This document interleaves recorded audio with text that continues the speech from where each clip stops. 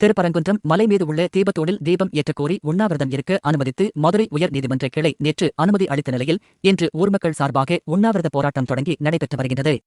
முன்னதாக இந்த போராட்டத்திற்கு போலீஸ் தரப்பில் அனுமதி மறுக்கப்பட்டது. இதையடுத்து மதுரை திருப்பரங்குன்றம் பகுதியைச் சேர்ந்த வழக்கறிஞர் பிரபு மதுரை உயர் நீதிமன்ற கிளையில் வழக்கு தொடுத்தார். இதில் மதுரை திருப்பரங்குன்றம் மலை வரலாறு மிகவும் பழமையானது. திருமுருகாற்றுப்படை, பரிபாடல், அகநானூறு, மதுரை காஞ்சி, கலித்தொகை, தேவாரம் உள்ளிட்ட சங்க இலக்கியங்களில் திருப்பரங்குன்றம் முருகப்பெருமான் கோவில் குகைக்கோவிலாக பல நூறு ஆண்டுகளுக்கு முன்பே இருந்ததை உறுதிப்படுத்துகின்றன. எனவே திருப்பரங்குன்றம் முருகன் கோவில் சுமார் 2000 ஆண்டுகள் பழமையானது என்பது உறுதியாகிறது. 1926ஆம் ஆண்டு இங்கு சிவில் பிரச்சினை எழும் வரை அந்த மலையின் மீது உள்ள தீபத்தூண் பகுதியிலேயே கார்த்திகை தீபம் ஏற்றப்பட்டு வந்தது. அந்த நடைமுறையை பின்பற்றி இந்த ஆண்டும் தீபத்தூணில் தீபம் ஏற்ற நீதிபதி GR சுவாமிநாதன் உத்தரவிட்டார். ஆனால் அந்த உத்தரவை பின்பற்றி தீபத்தூணில் தீபம் ஏற்றப்படவில்லை.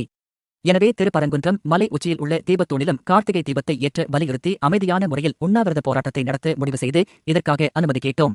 ஆனால் போலீசார் அனுமதி வழங்க மறுத்துவிட்டனர்.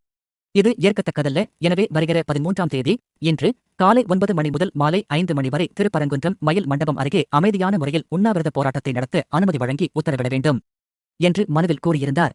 இந்த வழக்கை விசாரித்த நீதிமன்றம் மனுதாரர் கோரும் இடத்திலேயே 50 பேர் மட்டும் உண்ணாவிரத போராட்டத்தில் கலந்து கொள்ளலாம். தனி நபர்களையோ அரசியல் கட்சியினரையோ தாக்கும் வகையில் பேசக்கூடாது. கட்சிக் கொடிகளை பயன்படுத்தக்கூடாது. ஒரேயொரு மைக் மட்டுமே பயன்படுத்த வேண்டும் என்ற நிபந்தனைகளுடன் உண்ணாவிரத போராட்டம் நடத்த அனுமதி வழங்கப்படுகிறது என்று உத்தரவிட்டது. இந்த நிலையில் உயர் நீதிமன்ற நிபந்தனைகளின்படி இன்று திருப்பரங்குன்றத்தில் உண்ணாவிரத போராட்டம் தொடங்கி நடைபெற்று வருகின்றது. இந்து முன்னணி அமைப்பு மற்றும் அப்பகுதி மக்கள் இந்த உண்ணாவிரத போராட்டத்தில் பங்கேற்றுள்ளனர். உண்ணாவிரத போராட்டம் நடக்கும் பகுதியில் 50க்கும் மேற்பட்ட போலீசார் பாதுகாப்பு பணியில் ஈடுபட்டுள்ளனர்.